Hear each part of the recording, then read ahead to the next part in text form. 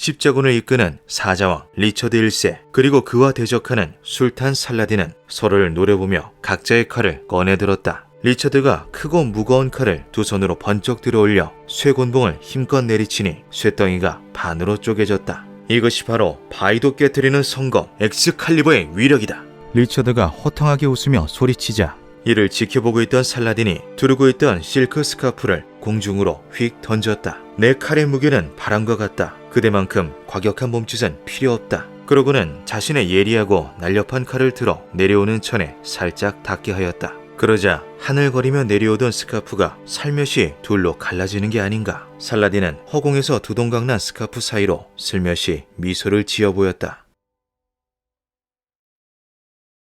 1095년 교황 우르바노 2세는 예루살렘이 이슬람 세력에 의해 점령된 것을 탄식하며 기독교 기사들에게 성지를 탈환할 것을 호소합니다. 당시 기독교라는 종교 그리고 교황이 가진 권위는 절대적이었는데요. 예루살렘은 예수 그리스도가 십자가에 못 박힌 성지로 여겨졌기에 그것을 되찾고자 하는 열망은 교황 혼자만의 것이 아니었죠. 기독교 세계의 기사들이여 나의 형제들이여 우리의 신성한 땅 예루살렘이 이교도의 발 아래 짓밟히고 있다. 칼을 들고 방패를 들어라. 가서 성지를 탈환하라. 전쟁에 참가하는 모든 이들의 죄는 사면될 것이며 또한 신의 축복을 받을 것이다. 기억해라. 신께서 원하시는 전쟁이다. 자, 성전이다.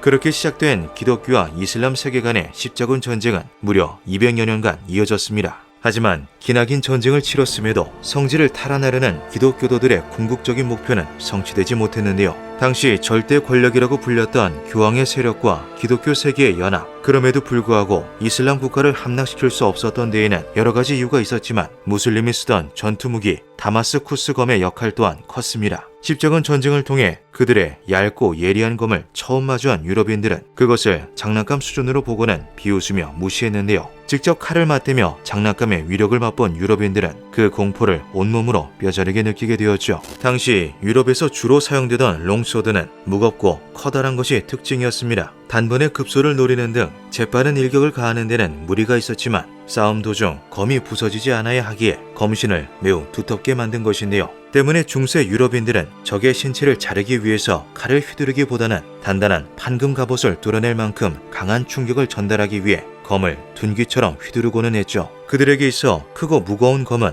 곧 그만큼 강력한 파괴력을 상징했습니다. 그랬던 이들에게 놀랍도록 가볍고 유연하면서 예리함과 속도, 경이로운 절단력까지 갖춘 다마스쿠스 검은 마치 다른 차원에서 넘어온 무기와도 같았는데요. 악마, 마녀와 같은 초자연적인 대상에 대한 믿음이 강했던 시절이라 다마스쿠스 검이 그들과의 계약을 통해 만들어진 마법이 깃든 검이라 여기는 이들까지 있을 정도였죠. 무슬림들이 쓰는 저 검의 정체가 대체 무엇인가? 저렇게 얇고 가벼운데 강철검보다도 단단하고 또한 유연하니 실로 불가사의한 검이로다. 과연 검에 새겨진 신비로운 소용돌이는 그들이 악마에게서 검의 제법을 전수받았다는 증거가 아닌가? 신비로운 힘이 깃들어 적의 갑옷을 손쉽게 뚫고 맞닿는 칼을 되려 절단했다는 전설적인 검 엑스칼리버처럼 선택받은 자만이 들 수 있는 하나의 성스러운 검이 아닌 몰려오는 군대 전체가 들고 있는 공포의 검 다마스쿠스 검을 일컫는 수식은 이처럼 적국이 바라본 경외의 시선에서 적힌 것이 많습니다. 그 역사는 굉장히 오래되어 고대부터 중세까지 무려 1000년이 넘는 세월을 이어온 유서 깊은 검인데요. 다마스쿠스는 시리아의 수도를 일컫지만 검의 재료가 되는 철 원산지는 시리아가 아닌 고대 인도였죠. 기원전 1000년경 인도 남부에 위치했던 고대 왕국들은 검을 만들기 위해 철광석을 채굴하던 중 일반적인 것과는 다른 특이한 철을 발견해냅니다. 그것은 훗날 우츠라고 불리게 되는 강철이었는데요.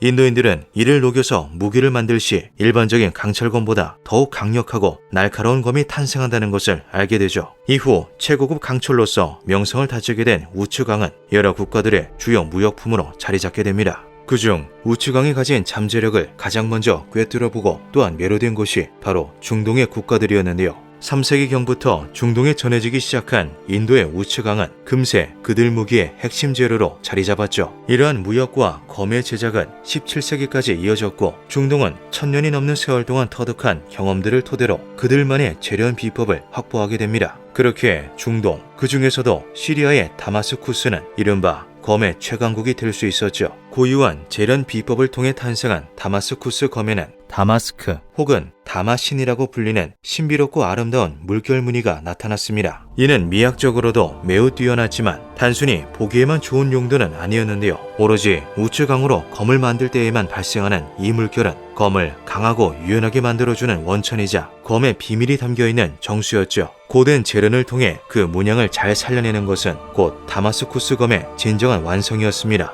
그 비법은 철저한 비밀로 간주되며 중동의 장인들 사이에서만 구두로 세대에서 세대를 거쳐서 전달되었는데요. 이러한 전수 과정으로 인해 다마스쿠스 검의 재련 비법은 문서로도 남지 않았죠. 다마스쿠스 검을 탐낸 유럽의 여러 왕들은 그 제조법을 알아내고자 모든 수단을 다 동원하였습니다. 전리품으로 얻어낸 검을 대장장이에게 갖다주며 이것과 똑같이 만들라 지시하기도 했고, 시리아의 다마스쿠스로 첩자를 잠입시켜 그 비법을 빼내오려는 시도도 했지만 전부 수포로 돌아갔는데요. 재료의 완벽한 비율, 세심한 온도 제어 등 대략적인 과정을 파악할 수는 있었지만 다마스쿠스 검을 완성하는 데 필요한, 그리고 그 오묘한 물결 무늬를 표현해내는 비기는 여전히 베일에 쌓여 있었죠. 15세기를 지나며 인도에서 생산되던 우측강이 고갈되기 시작합니다. 그렇게 1750년대에 들어서는 우측강의 생산이 완전히 중단되고 마는데요. 18세기경까지 남아있던 다마스쿠스 장인들과 그 제조 비법은 우측강의 소진과 함께 서서히 그 대가 끊기고 말았죠. 그 후 다마스쿠스 검은 말 그대로 꿈의 검이 되었습니다. 그전까지는 제조를 하지 못하는 것이지 구하고자 맘먹으면 중동 국가들과 인도를 통해서 다마스쿠스 검이나 우측강을 손에 넣는 것이 가능했는데요. 이제는 우측강도 다마스쿠스 검도 구하지 못하게 되었을 뿐더러 그 비밀을 알고 있는 이들은 시간과 역사의 뒤안길로 사라져버렸던 것이죠. 이후로도 수많은 국가의 왕과 장인들이 다마스쿠스 검의 비밀을 풀기 위해 고군분투하였지만 그 굳건한 장막은 1000년이라는 세월 동안 단 한 번도 거치지 않았습니다. 그렇게 시간은 흘러 1970년 미국의 도검 장인이었던 윌리엄 모렌이 놀라운 발표를 합니다. 수많은 시행착오 끝에 나는 재현할 수 있었다. 현대의 다마스쿠스 강철을 수년간 다마스쿠스 검을 연구한 개인이 1000년의 비밀을 풀었다는 믿지 못할 소식이었는데요. 윌리엄은 패턴 웰딩이라고 불리는 방식을 사용하였다고 말하였죠. 패턴 웰디드는 검의 패턴, 즉 문양을 새겨넣는 것으로 검을 단조하는 과정에서 검을 두드려서 늘리고 다시 접어서 두드리기를 반복하는 접세 단조 방식이 대표적입니다. 이 과정에서 탄소 함량이 높은 강철층과 탄소 함량이 낮은 강철층을 교대로 겹치게 하면 인위적으로 층상 구조를 재현해낼 수 있는데요. 그렇게 만들어진 검에서는 고대의 다마스쿠스 검과 비슷한 물결 무늬가 나타났죠. 윌리엄을 포함한 각국의 장인들, 학자들은 1000년 전의 다마스쿠스 검 또한 이와 같은 접세 단조 방식을 통해 만들어졌을 것이라 여겼습니다. 그리고 그 믿음은 1980년대까지 이어졌는데요. 하지만 이후 더욱 발전한 금속학 연구에 의해 원조 다마스쿠스 검은 접세 단조 방식으로 만들어진 것이 아니라는 게 밝혀지며 윌리엄이 구하는 방법대로 만들어진 검은 패턴 웰디드 다마스쿠스 검으로 기존 고대 장인들이 제작했던 검은 원조 다마스쿠스 검으로 그 격을 달리하게 되죠. 지금도 세계 곳곳에서 생산되고 있는 다마스쿠스 검들은 모두 패턴 웰디드 다마스쿠스 방식을 통해 만들어진 것으로 정확히는 원조 다마스쿠스 검의 물결 무늬만 재현한 것이라 볼 수 있습니다. 옛 중동 장인들이 우측강으로 만들어냈던 원조 다마스쿠스 검은 그 대가 끊긴 이후 현재까지도 복원해내지 못하고 있는데요. 다마스쿠스 검의 진정한 비밀은 외양이 아닌 그 속에 들어있었죠. 2006년 독일 드레스덴 공과대학의 연구팀이 놀라운 사실을 발표합니다. 전자현미경을 통해 중세에 만들어진 다마스쿠스 검의 샘플을 조사하던 중 탄소 나노튜브와 나노와이어, 그리고 말로 형용하기 어려운 굉장히 미세하고 복잡한 구조를 발견했습니다. 강철에서 이러한 나노 특성이 발견된 것은 인류 역사상 최초입니다. 연구팀의 일원이었던 결정학자 페터 파우플러는 검날에서 발견된 나노튜브가 나노와이어를 감싸서 보호하는 구조로 형성되어 있다며 놀라움을 금치 못했는데요. 이러한 나노 기술들의 결합이 검에 특별하고 유일무이한 성질을 부여한 것이었죠. 그 비밀은 다마스쿠스 검의 주 재료였던 우측강에 있었습니다. 우측강이 고유하게 가지고 있는 나무결 같은 층상 구조에 더해 철속에 함유된 일부 불순물들이 검의 제작 과정에서 개입하게 되며 특유의 강력함과 유연함, 그리고 무늬를 형성한 것이었는데요. 고대의 다마스쿠스 검들은 물결 모양을 인위적으로 만들어 입힌 것이 아닌 검을 만들고 식히는 과정, 그리고 최종적으로 연마하고 산으로 처리하는 과정에서 자연스레 무늬가 나타나게 된 것이었죠.